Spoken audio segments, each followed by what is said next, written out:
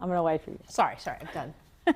This is SheEO with Anna David. And Lauren Wallett. Anna David is a New York Times best-selling author of 8 books, and she's the SheEO of Light Hustle Publishing, which helps people take their stories and transform them into best-selling books. Lauren Wallett, meanwhile, she's an international lifestyle business coach and the SheEO of Alchemist Academy. Alchemist Academy.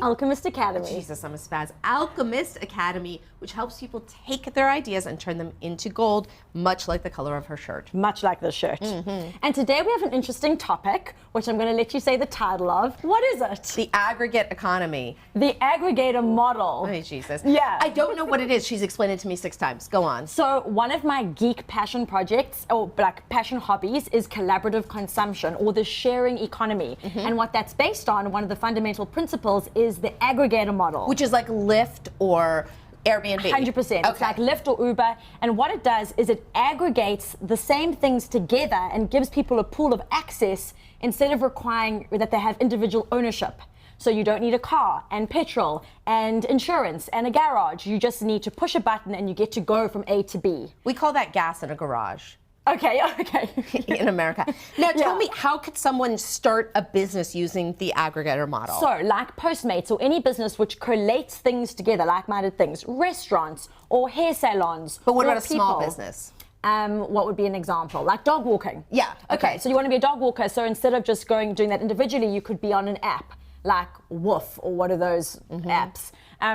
It pulls things together, and what it does is these are really, really powerful aggregator models which are changing our economy. So if you're looking to have a business, you don't need to necessarily have huge setup costs if you just bring things together. Yes. And this translates not just to business principles, but also to starting your business. You may not need to hire people if you can bring the right team together. So like a Hollywood movie, you bring in the right people for a particular project, you create something spectacular, everyone leaves. This is the whole like community over competition, collaborators instead of employees. Yes. There's ways to infiltrate this into your daily life, even if it's as simple as how do you hold space for a group of people? Yes. So maybe you do a gathering or a women's circle, or what are you doing to provide community? Aggregator model. And I actually have been following the aggregator model without knowing I was following the aggregator model, because my company, basically, I don't pay out till money comes in. 100% that's So it. a client comes to us, says, I want you to do a book. Here is the money. I hire my writer. I hire my layout designer. I have been doing collaborative consumption without my knowledge. You have been doing it, and she just did it because Anna held an amazing retreat with Ryan Hampton. Again, that brought a whole bunch of people together. Yep. What we create together is greater than the sum of all its parts. Yeah.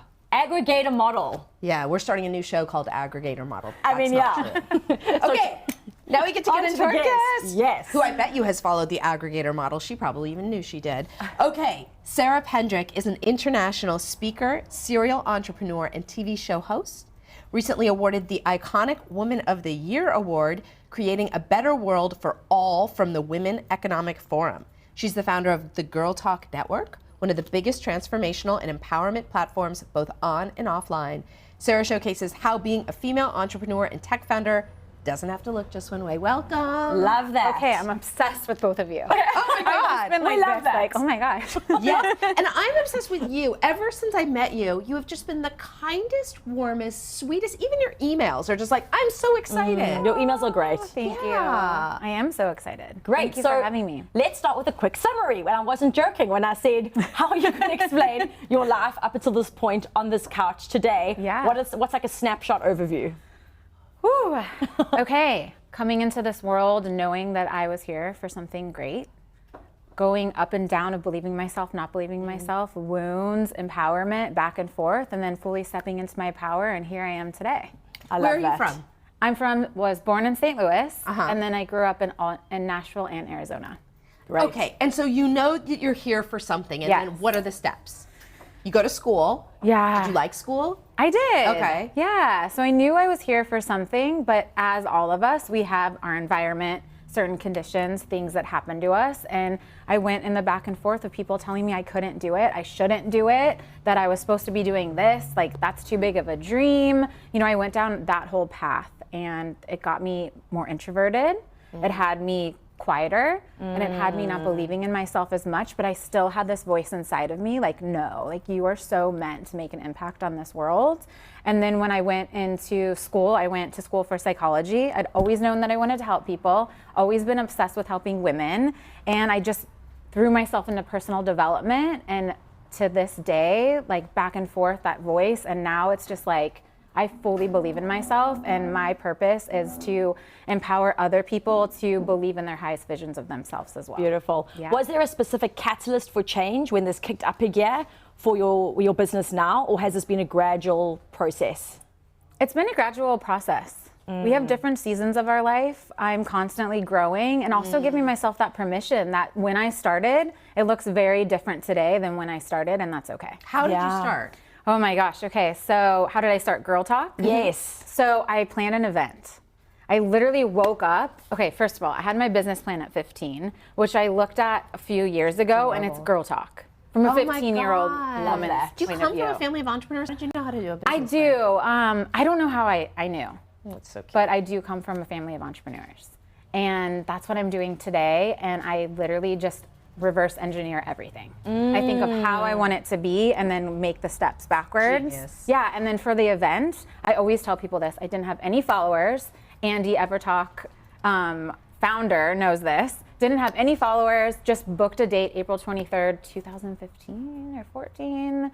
And it forced me into making my event. And I just started reverse engineering how I wanted it to look, how I wanted people to feel before, during, and after. And that's how Girl Talk started. I love that. I want to tell a quick story about you. Yeah. But I love reverse engineering. I think that's great. Anna's got this most adorable letter in her house, which is her first rejection letter when you're like 10 or something. Yeah. And it's this letter that says, "Dear Anna, we're very sorry we can't publish all about my splinter from my Garden of Adventures, book 1." Yeah.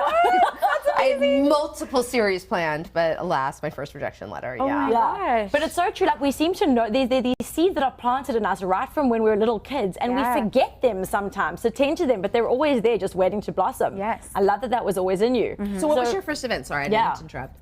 It was Girl Talk Connect and Inspire. Okay, so this was in Los Angeles. Yes. You planned this event. Yeah. How in God's name do you then get people to go? Honestly, to this day, I still don't know. It's all about just I knew it was going to happen. Yeah. Like there was never a doubt. And now, like when I've been planning my events to this day, I'm like, how the heck did I do that so easily? Like nothing was stopping me. And I think that I wasn't appreciating in that moment because I was so focused of how like it really did. Once I made the decision, it really did happen. So what does the business do now? So there's a bunch of different things. I have a for-purpose and a nonprofit. Our nonprofit, I go to high school and colleges and talk to girls about self-confidence, believing in themselves. We talk to everything sexual assault, all the things that we go through as young women, and give them a place to share and know that they're not alone. So we do that, and then we have a huge women's event, which will be coming up soon. Last year I took a little break because I was in that mode of, I'm really growing, and what does this look like as I grow? How does my business grow? Yeah. So we do that, we do women's events. I'm about to write a book, which I'm definitely gonna be talking to you about. Yay. I'm about to do a show. We do a bunch of women's events and small meetups all over the world. I have programs, coaching, all the things. And then I also have a tech company. So that's why I really, truly love showing that female entrepreneurship doesn't look just one way. And during my journey, I had so many I have a fear of being judged.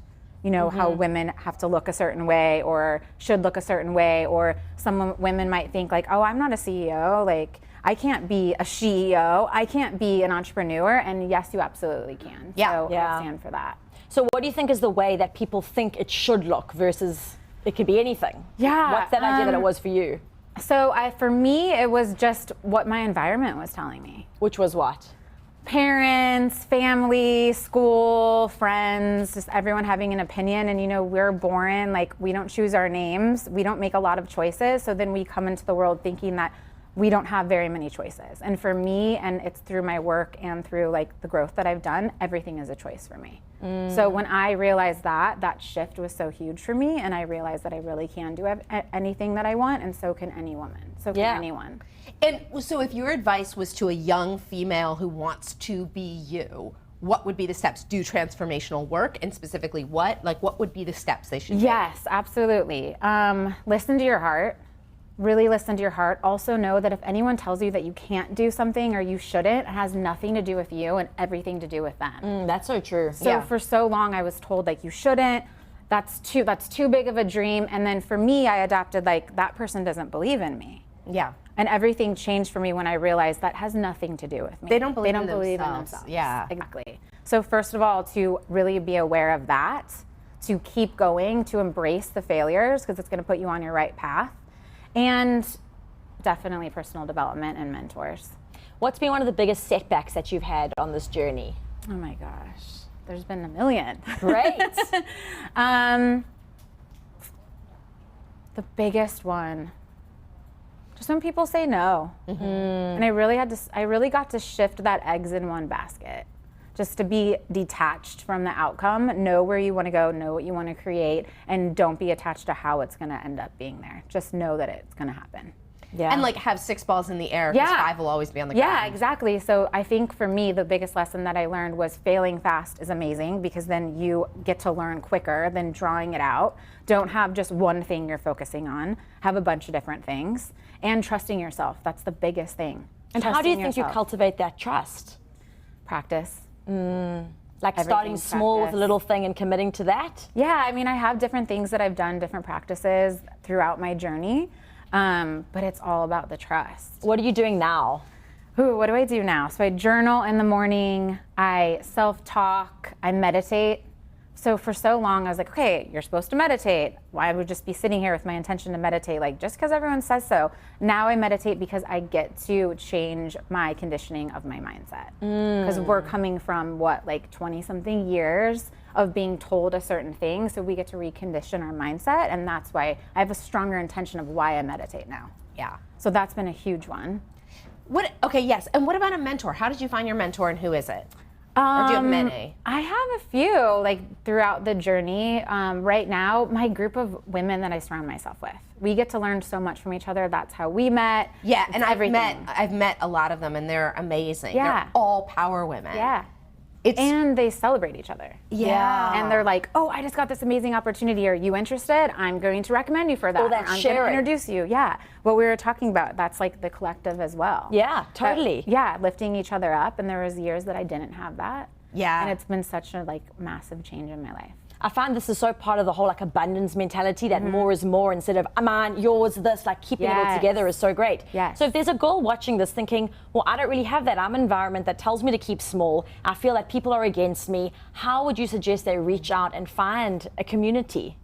So social media is not going anywhere. As much I'm so as glad you said that. Yeah, as much I as love we that. love it and don't love it, we could really use it to our advantage. Totally. So I have people DMing me all the time that have become my mentees, and I teach them and I'm there for them every day. So go to events, find out where like-minded women are. Also know that you're not alone. There's so many times that I felt like I don't fit in with this group. What's wrong with me? You're not supposed to fit in with them. Yeah, find them on social media. Yeah. I do How it all did the you time. find your Really starting Girl Talk was everything. To start it if you Yeah. can't find it. Yeah. And realizing that going to those same dinners that left me depleted, energy poor, was worse than being alone for a little bit. That is so Yeah. true. Right. So with competitive people, that kind of thing. Yes. I've been thinking about that. Interesting, like, because Lauren and I are so not competitive, and why have so many of my relationships with women been competitive, and why is this not? I don't know.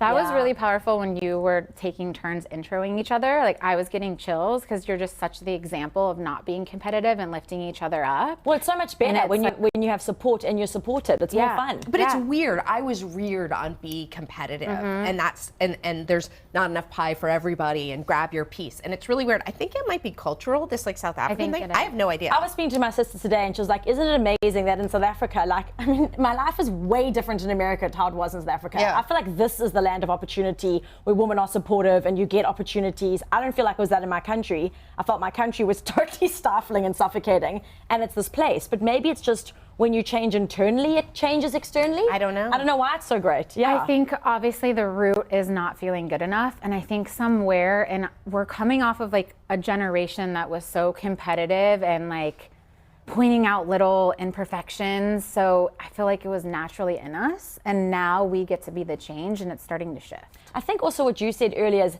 you're getting all these messages of how it was supposed to look. Yes. And I think we all have different versions of that. So if you don't fit your society's version of how it's supposed to look, and I certainly didn't fit into South Africa's version, but I fit into America, then you can feel, is there something wrong with me? Or maybe it's like that ugly duckling story, you're just in the wrong pond. Yes. And you need to move somewhere else. Yeah. So it's not always you that's the problem. It sometimes is the environment. Like find better people, up level, move to a different place. And social media is that online world. And it's like that Jim Rome quote, like you are the culmination of the 4 people you spend your life around. So good. Yeah, as soon as you start to do that, then the whole thing lifts up. And it's like, we don't want to hate, but like a lot of the people who fit in are still in their hometowns waiting tables. Yes. Yeah, that's so true. And sometimes they don't even know there's a world of possibilities out there. There's a great quote by Thoreau that I'm obsessed with called people living lives of quiet desperation. Oh my God, I was like, there's everyone I know. Yeah. Like,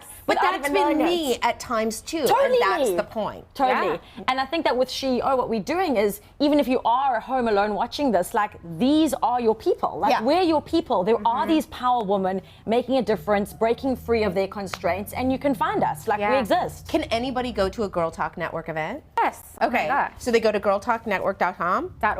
.org. Yeah. And the events are annually? No, they're way more often because you have smaller meetups. We do some small meetups, and then we have a big women's event annually. And what happens at it? Oh my gosh, it's like a lot of experiential work, a lot of connection, a lot of fun, mind, body, soul. It's really a truly connecting place. Like I watch women walk into the door with armor on because they're like, what do I expect? I don't know anyone. And it like instantly something with community, and that's where women are meant to be together. But the armor drops, and so much connection and opportunities and seeing what's possible. It's just like what's in the air. It's like I could say, of course, the programming and the speakers and all the things that I facilitate, but it's really the attendees as well. Is it always in Los Angeles? Yes. Okay, brilliant. Can we go? Yes. Yeah, we want to Oh come. my gosh. So if there was one tip to get someone to melt some of their armor, is there any practice you're doing or some advice you could give to start that softening process to allowing the space for more community to enter? Yeah, so for me, I've really embraced like any resistance that I feel, I will push past it no matter what. So even people that are sitting at home and they feel alone and they're in that pond and they're like, I don't belong here. If you have a voice telling you that there's something else, you don't have to stay here, follow it. 'Cause I moved back home. I'm like, I'm gonna be with my family. They love me, of course they love me. And then I wasn't happy, and that voice kept telling me like, you're meant to move to LA. Not all of us are meant to live with our families. No, I'm not. Yeah. Despite my mother's greatest, I always say my mom wishes we could be back in the womb, but she'd settle for back in the house, or she'd settle for back up north. Sorry, Mom. Yeah. That's okay. Should we do our word game? Yes, let's do the word game. Okay. So you may have heard us say this, but just the first word that pops into your mind. Okay. Sugar or equal? Sugar? Bali or Hawaii? Hawaii. Dogs or cats? Dogs. Good. Ryan Gosling or Ryan Reynolds? Oh, Ryan Reynolds. Interesting choice. Yeah. We're learning so much. Yeah. Dollar store or Target? Target. What? Yeah, she's obsessed with the dollar store. I'm obsessed with the dollar Please store. make me obsessed with the dollar store. You haven't maybe been to the Japanese dollar store, which is next level. Yeah. Not a What? sponsor, but could be. Secret tip. Daiso. Yeah. Where is this? Oh, It's really good. We should Hollywood maybe and go. Western. This is the best tip that we've given all this whole show. It's so good. Okay. Yeah, maybe that's what happens. Even if your life expands, you can still have your hometown values where like dollar store matters. Dollar store matter. 100%. Where Yeah. you come from matters. Yeah. Totally. Yeah. It's been such a treat having you on today's show. We've learned so much. Thank you so much for being here. Thank you for having me. You It's been are really amazing, great. Truly. Thank you. Thank you. And if you enjoyed the show and are sitting at home in your pond, festering and thinking about dying, don't. Instead, go over to SheEOShowTV.com and binge watch all of our episodes. You can also watch it on the EverTalk app, which is on Apple TV and Roku. I downloaded it. It's so fun. It's so great. Follow on @EverTalk TV. And we also have our own Instagram called SheEO Show. You can find us there. Go follow it. Yeah. This was SheEO with Anna David. And Lauren Wallett. See you soon. Yay, so fun. Cool. That was amazing. Yeah, well done. That was gosh. great.